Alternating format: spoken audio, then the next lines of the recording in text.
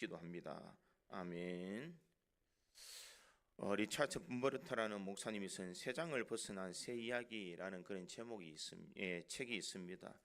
이 책의 원래의 제목은 이 승리하는 신앙이다라는 그런 책입니다. 그런데 우리나라에 번역되면서 이 책의 제목이 세 장을 벗어난 새 이야기라는 제목으로 바뀌었습니다. 왜 이렇게 제목이 바뀌었을까? 그것은 세 장을 벗어난 새 이야기가 바로 우리 기독교 사상의 핵심을 말해주기 때문입니다. 그 이야기는 이렇습니다. 옛날에 어떤 왕자가 있었는데 그에게는 아주 귀한 새를 선물 받게 됩니다. 그 새를 너무나 사랑하는 나머지 이 황금으로 만든 새장에서 이 새를 키우게 됩니다. 그리고 그 새의 이름을 터위터위라는 이름으로 명명을 하게 됩니다.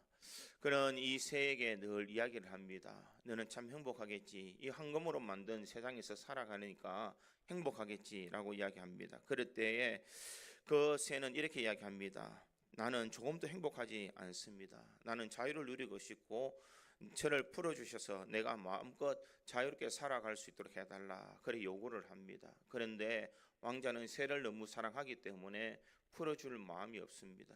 그러던 어느 날 이 터위터위가 왕자에게 이렇게 이야기합니다.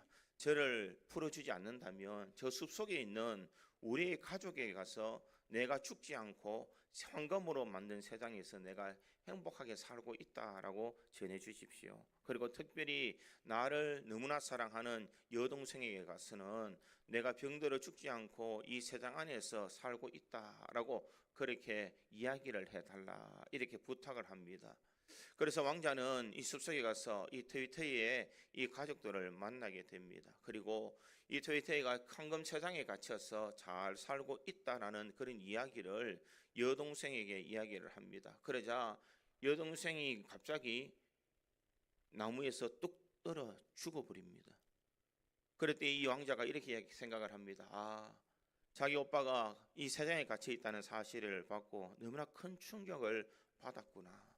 그런 애통하는 마음으로 돌아와서 이 터위터위에게 자신의 여동생이 그만 이 이야기를 듣고 나무에서 떨어져 죽었다라고 이야기를 합니다. 그 이야기를 죽었던 이 터위터위도 세상에서 갑자기 떨어져서 죽어버립니다.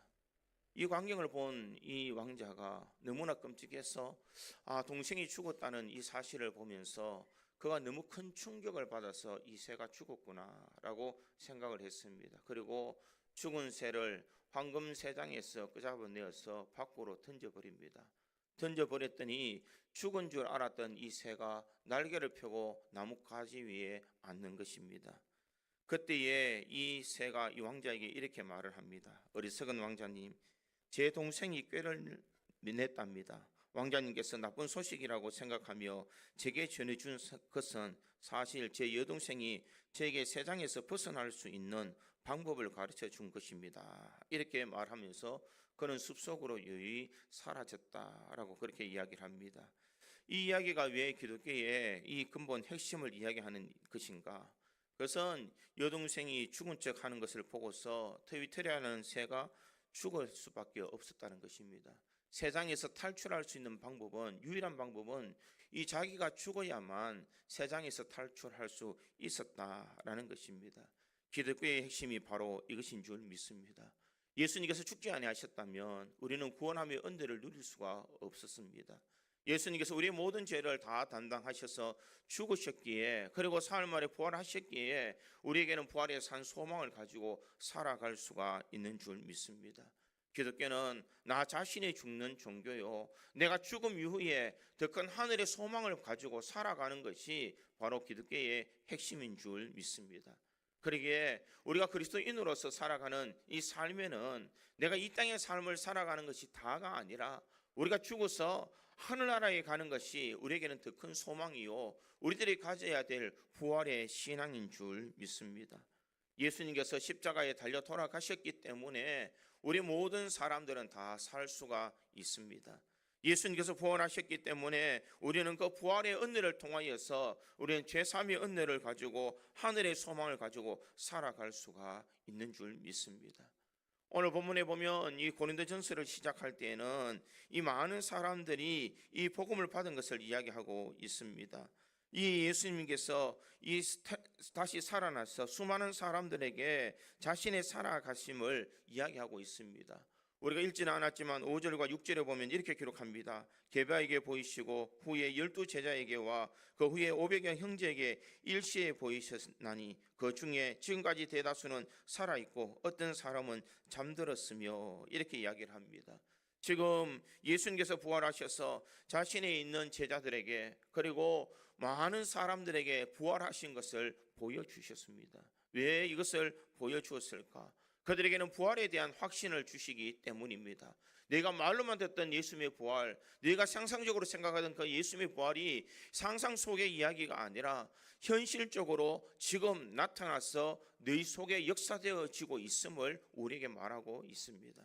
그럴 때에 예수님의 제자들이 그들의 삶이 바뀌어지는 것을 볼 수가 있습니다. 예수님의 제자들이 어떤 사람들이었습니까? 베드로가 예수님이 십자가에 달려 돌아가실 때에 나는 결코 주님을 배반하지 않겠습니다라고 호언장담했지만 그는 3번이나 주님을 부인했습니다.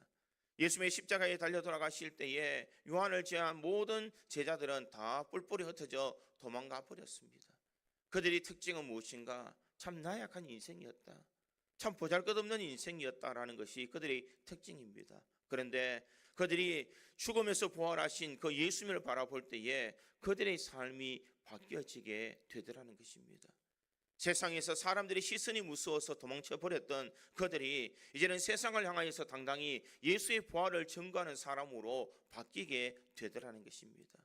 부활의 확신이 있는 사람, 부활의 소망이 있는 사람은 이와 같은 이 삶의 변화가 일어나는 줄 믿습니다. 오늘 본문을 찍었던 사도 바울 역시 마찬가지입니다. 사도 바울이 자신이 주님을 만나기 전에는 어떤 사람이었는가? 그는 포악한 사람이었습니다. 예수를 믿는 사람이라면 무조건 잡아서 심판하고 죽이는 일들을 앞장섰던 이 사도 바울이었습니다. 그런데 그가 예수님을 만난 후에 그의 인생이 바뀌었습니다. 예수님 때문에 고난을 당하고 예수님 때문에 고통 속에 있으며 예수님을 전하는 일에 자신의 온 일생을 다 바치는 인생의 삶으로 바뀌게 되었더라는 것입니다. 무엇이 그를 하여금 이렇게 변화되는 삶을 바꾸도록 하셨을까? 죽으셨던 그 예수님이 부활하셔서 이 부활의 그 주님을 그들이 믿을 때에 그 인생이 바뀌어지게 되더라는 것입니다. 우리 현실에도 지금 부활절을 보내고 있지만은 이 부활하신 그 예수님이 우리들이 믿어질 때에 우리의 인생은 분명 변화되는 줄 믿습니다. 나의 삶이 변화되고 내 인격이 변화될 수 있는 비결은 무엇인가? 부활하신 예수님을 내가 믿고 확신하며 그 주님을 만나는 인생이 진정 변화된 은혜의 삶을 살아갈 수가 있는 줄 믿습니다. 그렇다면 부활하신 그 예수님을 우리가 믿을 때에 우리는 어떤 삶으로 살아가야 되겠습니까? 저는 오늘 본문의 말씀을 통하여서 이것을 한번 생각해 보므로 우리 믿음의 성도들이 예수님의 부활을 믿으실 때에 어떠한 삶으로 살아가야 되는지를 한번 생각해 보며 오늘 주님과 동행함으로 부활의 주님과 함께 날마다 세상을 이겨나갈 수 있는 우리 모든 성도들이 되기를 주님의 이름으로 축원드립니다. 첫째로 부활을 믿을 때에 이 십자가의 부활이 우리의 희망이 되는 삶을 살아야 됩니다. 오늘 본문 12절과 13절에 보면 이렇게 기록합니다. 그리스도께서 죽은 자 가운데서 다시 살아나셨다 전파되었거늘 너희 중에서 어떤 사람들은 어찌하여 죽은 자 가운데서 부활이 없다 하느냐? 만일 죽은 자의 부활이 없으면 그리스도도 다시 살아나지 못하셨으리라 이렇게 말하고 있습니다. 예수님의 그 부활을 왜 믿지 못하느냐는 것입니다. 예수님의 부활이 없다면 너희는 다시 살아날 수가 없다라고 이렇게 말합니다. 예수님의 그 부활이 우리에게는 어떤 소망을 가지느냐? 예수님의 부활이 우리의 부활이 되고 예수님의 잠자는 자들이 첫 열매가 되어 주셨기 때문에 우리는 그 예수님과 동일하게 부활의 산 소망을 가지고 살아갈 수가 있는 줄 믿습니다. 그러기에 우리가 읽지는 않았지만 20절에는 이렇게 말합니다. 그러나 이제 그리스도께서 죽은 자 가운데서 다시 살아나사 잠자는 자들의 첫 열매가 되셨도다. 예수님께서 살아나셔서 잠자는 자들의 첫 열매가 되어 주셨다라고 말합니다. 그것은 우리들에게 절망이 아니라 희망이라는 것입니다. 죄와 사망의 권세에서 죽음의 터널에서 주님께서 다시 일어나셔서 잠자는 자들의 첫 열매가 되어 주셨기에 그 예수님의 부활이 우리들이 다시 그 예수님처럼 부활될 것이라는 희망을 우리들이 가질 수가 있다는 것입니다. 19세기의 실존주의 철학자였던 피에로 켜고르는 이렇게 말합니다. 인생이란 불안이라는 열차를 타고 절망이라는 터널을 지나서 죽음이라는 종착역에 도착한다, 이렇게 이야기를 했습니다. 인생은 불안이라는 열차를 타고 절망이라는 터널을 지나서 죽음이라는 종착역에 도착한다. 이것은 무엇을 말할까? 우리가 살아가는 인생은 이 불안한 마음, 염려의 마음을 가지고 이 절망이라는 터널을 지나가면서 매일 절망 가운데 살아가다가 마지막에 도착하는 것, 이 절망의 끝이라고 할 수 있는 죽음을 맞이하는 것이 인생이다라고 그렇게 그는 정의를 했습니다. 사람은 누구나 다 죽을 수밖에 없습니다. 누구나 다 이 죽음을 이겨나갈 수 있는 사람은 아무도 없습니다. 돈 많은 사람도 지식 있는 사람도 아무리 건강하더라도 시간이 지나면 누구든지 이 죽음에서 자유함을 누릴 수 있는 사람은 아무도 없다라는 것입니다. 그런데 우리 믿는 성도들의 삶에는 이런 절망들 속에서도 우리가 희망을 가지는 것은 이 땅의 삶이 다가 아니라는 것입니다. 예수님께서 부활하신 것처럼 예수님이 다시 재림하실 때에 우리는 다시 새로운 몸으로 부활해서 영원한 천국에 들어갈 수 있기에 우리에게는 절망이 아니라 희망이다라는 것을 우리에게 말씀하고 있습니다. 그러기에 죄로부터 구원받은 인생이 죄인으로 있을 때 가지 못했던 천국을 예수님께서 죄의 문제를 해결해 주심으로 우리는 하나님 앞에 당당히 설 수가 있는 줄 믿습니다. 우리는 천국의 소망으로 가질 수 있는 것은 주님께서 십자가를 통하여서 우리의 모든 죄를 다 사해 주셨고 이 부활의 첫 열매가 되어주신 그 예수님께서 부활하심으로 우리들이 그 주님처럼 동일하게 부활하여 주님의 거룩한 나라에 들어갈 수가 있는 줄 믿습니다. 그러기에 고린도전서 15장 3절과 4절에 이런 말합니다. 내가 받은 것을 먼저 너희에게 전하였노니 이는 성경대로 그리스도께서 우리 죄를 위하여 죽으시고 장사 지낸 바 되셨다가 성경대로 사흘 만에 다시 살아나사, 이렇게 말합니다. 예수님은 죽으셨다가 다시 살아나셨다라는 것을 말씀하고 있습니다. 그러기에 오늘 보면 14절 또 이렇게 말합니다. 그리스도께서 만일 다시 살아나지 못하셨으면 우리가 전파하는 것도 헛것이요 또 너희의 믿음도 헛것이며, 이렇게 말하고 있습니다. 내가 예수님께서 살아나지 못했다면 우리가 믿는 것도 헛것이요 우리가 전파하는 이 모든 것도 다 끝이다, 이렇게 말합니다. 그렇기 때문에 예수님께서는 지금 살아나셔서 수많은 사람들에게 이 부활의 산 소망을 우리에게 주신 줄 믿습니다. 팀 켈러라는 목사님은 이 고대의 전염병을 연구한 학자 카이르 하퍼라는 박사에게 인터뷰를 하면서 이렇게 설명을 합니다. 적은 숫자로 시작된 기독교가 이토록 놀랍도록 후상한 이유는 전염병이 로마 세계의 도시를 초토화하던 암흑 속에서도 바로 기독교는 희망의 원천을 제공했기 때문이다. 모든 사람들이 흑사병으로 절망의 순간을 걸어갈 때에 그 절망 가운데서 오직 기독교만이 그들에게 희망이 되었다라고 말하고 있습니다. 그들에게는 소망이 없는 절망 가운데 있는 사람들에게 하늘 문을 열어서 하나님이 주시는 선물, 이 부활의 은혜를 가지고 천국 소망을 가지고 살아가는 희망을 그들에게 주었다라는 것을 말하고 있습니다. 이 구원의 길이 열려질 때에 베드로전서 1장 31절에 이렇게 말합니다. 우리 주 예수 그리스도의 아버지 하나님을 찬송하리로다.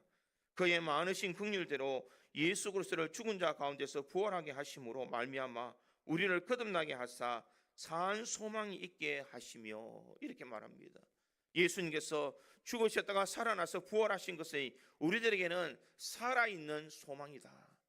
우리에게는 눈으로만 보는, 말로만 듣는 예수님이 아니라 내 삶에서 역사되어지는 그 예수님의 부활을 내가 믿어진다라는 것을 말하고 있습니다. 그러기에 예수님의 부활은 우리의 신비입니다. 예수님께서 부활하신 것처럼 우리 또한 영광의 부활로 다시 살아나는 줄 믿습니다. 우리가 그때를 바라보면서 우리가 이 부활의 산 소망을 잊지 말고 우리 영을 눈을 뜨고 믿음의 길을 달려가야 될 줄 믿습니다. 예수님과 3년 동안 동행했던 제자들, 그들 역시 부활하신 그 주님을 잘 알지 못했습니다. 그런데 그들이 예수님을 만난 후에 그들의 영안이 떠졌습니다. 그들이 몰랐던 그 예수님, 말로만 듣던 예수님의 그 부활을 그들이 목도하고 난 뒤에야 그들의 신앙과 그들의 마음이 바뀌어지게 되었다는 것입니다.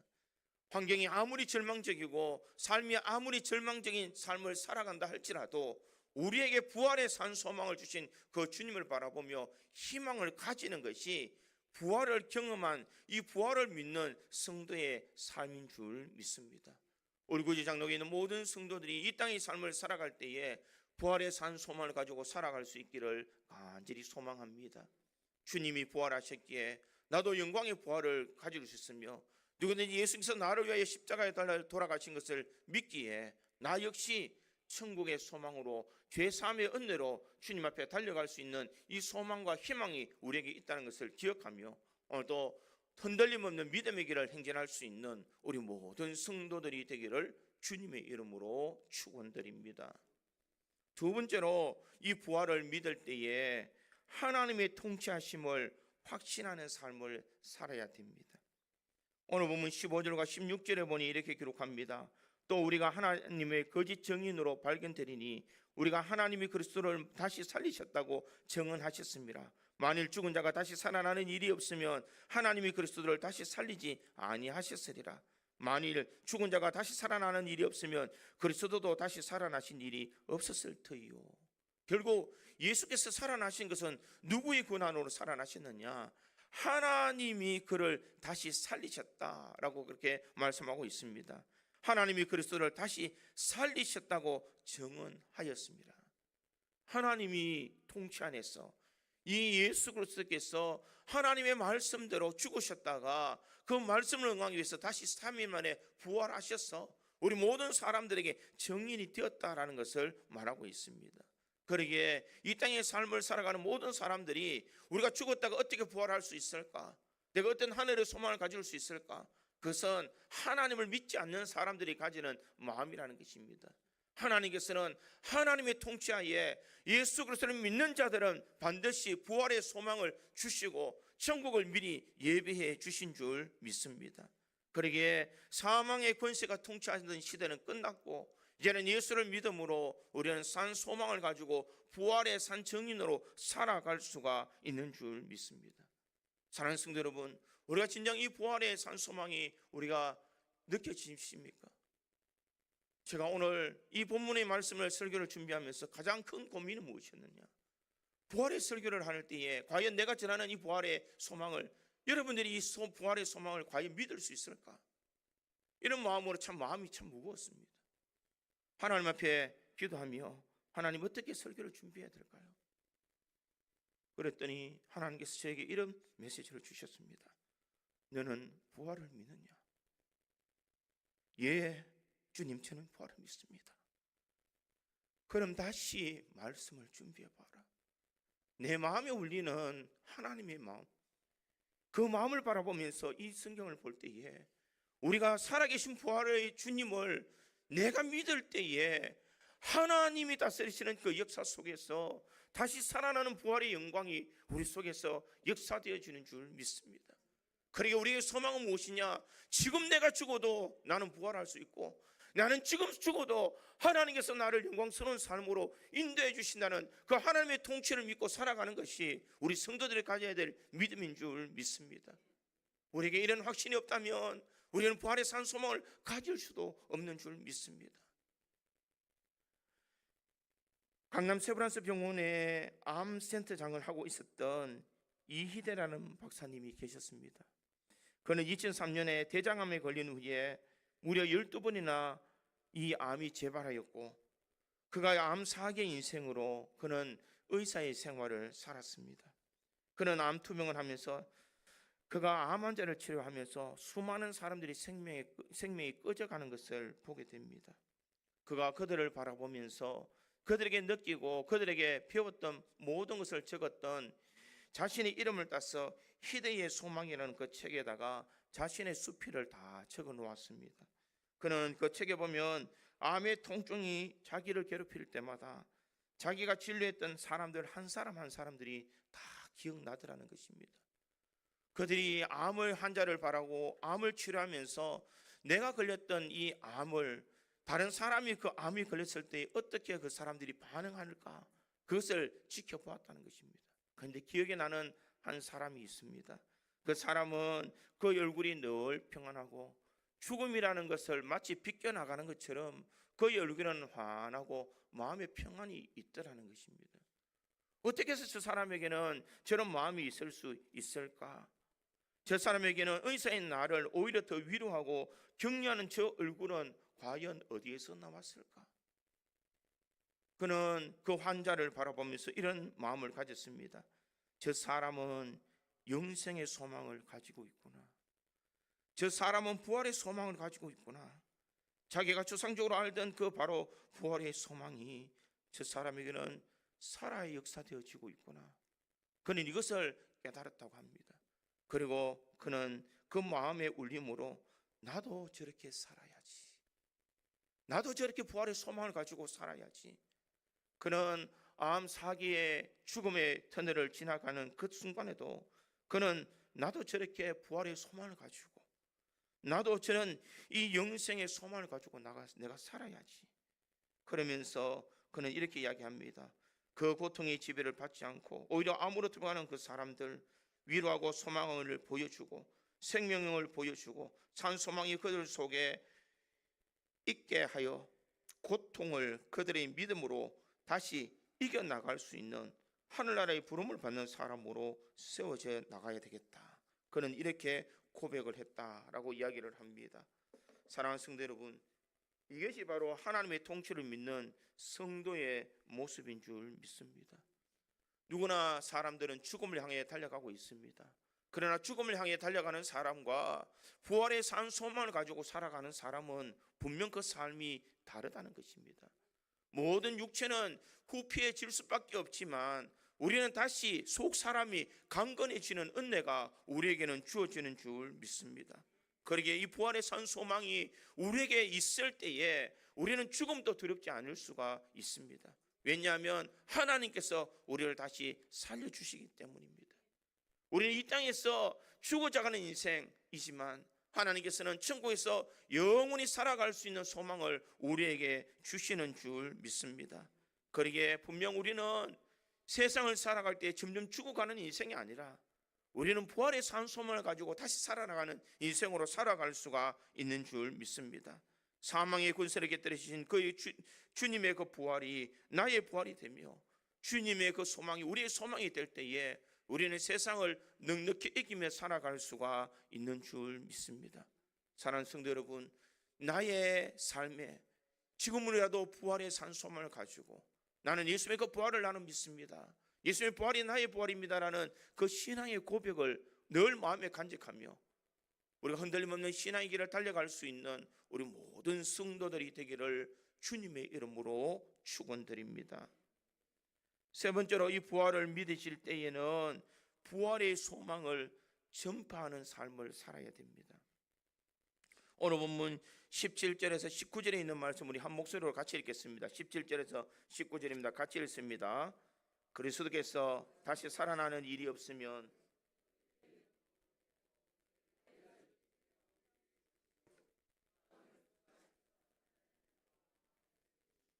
만일 그리스도 안에서 우리가 바라는 것이 다만 이 세상의 삶뿐이면 모든 사람 가운데 우리가 더욱 불쌍한 자이리라. 아멘.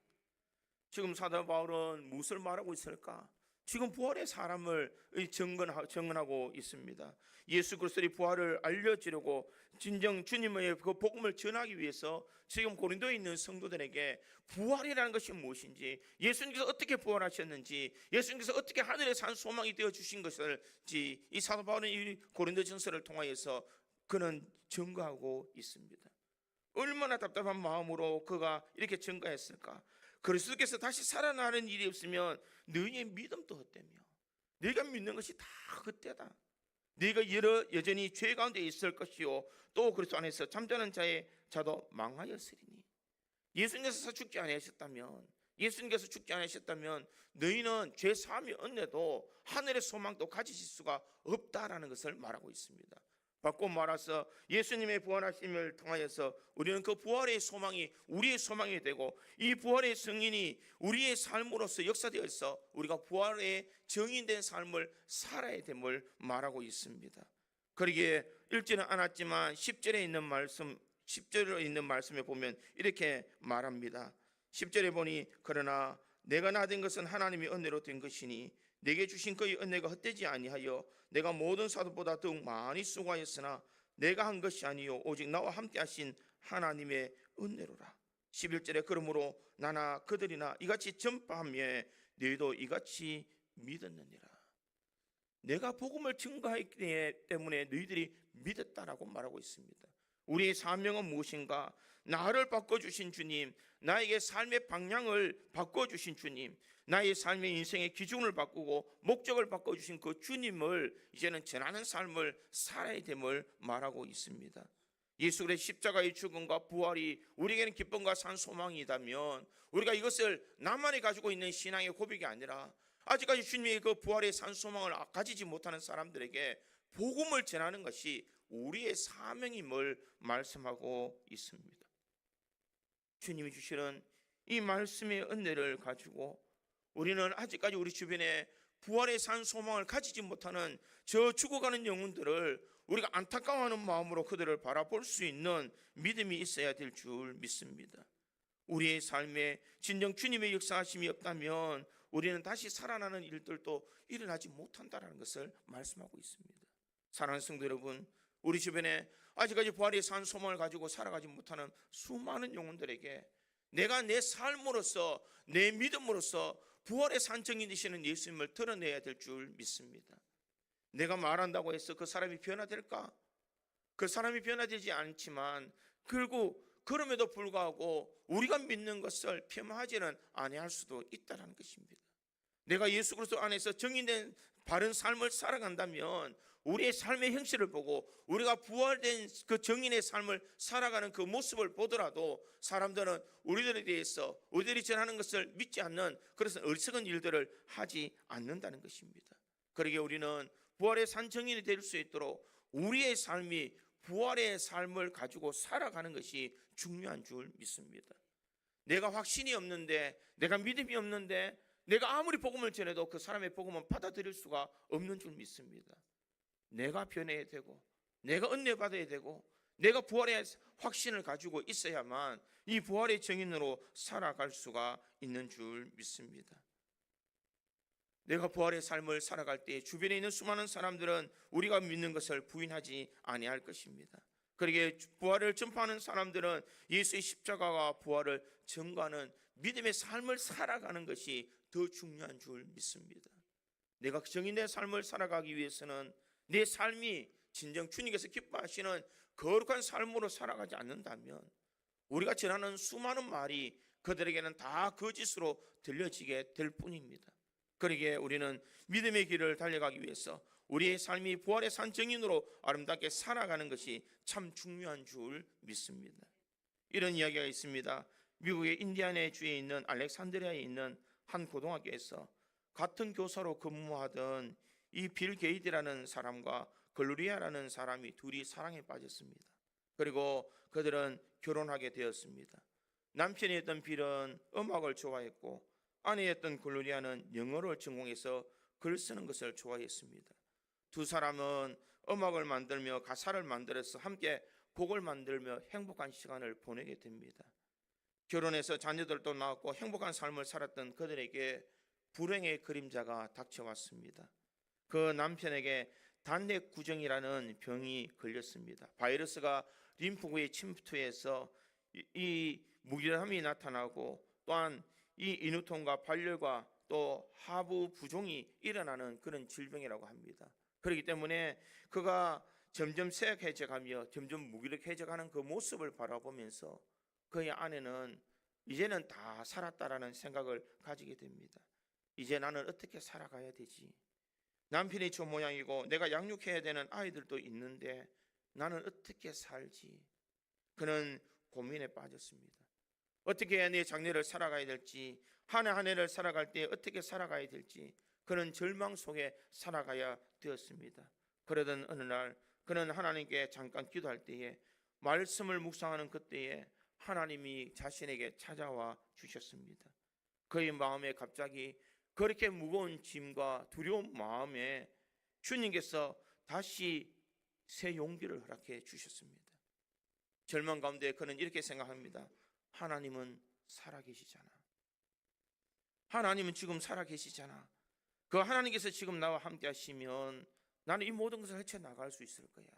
그리고 그는 시를 짓기 시작합니다. 그가 살아계시기에 나는 미래를 증명할 수 있습니다. 그가 살아계시기에 모든 두려움을 사라지고 내 모든 미래는 그를 붙들고 계심을 나는 믿습니다.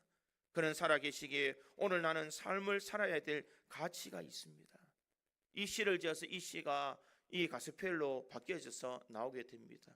그 가스펠이 무엇인가? 이 복음성가가 바로 살아계신 주입니다. 주 하나님 독생자 예수, 날 위하여 오시었네. 내 모든 죄 용서하시고 죽음에서 부활하신 나의 구세주, 살아계신 주, 나의 참된 소망, 걱정 근심 전혀 없네. 사랑의 주, 내 갈 길 인도하시니 내 모든 삶의 기쁨 늘 충만하네. 그는 절망 가운데서 살아계신 그 주님을 찬송하고 있습니다. 살아계신 주, 나의 참된 소망, 걱정 근심 전혀 없네. 사랑의 주, 내 갈 길 인도하니 내 모든 삶의 기쁨 널 충만하네. 자신의 두려움, 자신의 절망을 하나님은 지금 살아계셔서 나의 걱정 근심할 것을 없다라는 것을 그는 고백하고 있습니다. 사랑하는 성도 여러분, 이와 같은 매일의 삶 속에서 살아계신 그 하나님, 살아서 역사하시는 그 예수님을 우리가 믿고 우리가 살아갈 때에 우리의 삶이 정인된 삶, 예수 그리스도를 전파하는 믿음의 삶을 살아갈 수가 있는 줄 믿습니다. 그러기에 우리가 추상적으로 믿는 예수님이 아니라 내가 만나고 내가 경험한 그 주님을 찬양하며 그 주님을 경험하며 그 주님과 함께 동행하며 살아갈 수 있기를 간절히 소망합니다. 우리에게 부활이 믿어질 때에 우리의 부활의 산 소망을 증거하는 우리의 삶으로 예수 그리스도를 드러낼 수 있는 우리 구제 장로교의 모든 성도들이 되기를 주님의 이름으로 축원드립니다.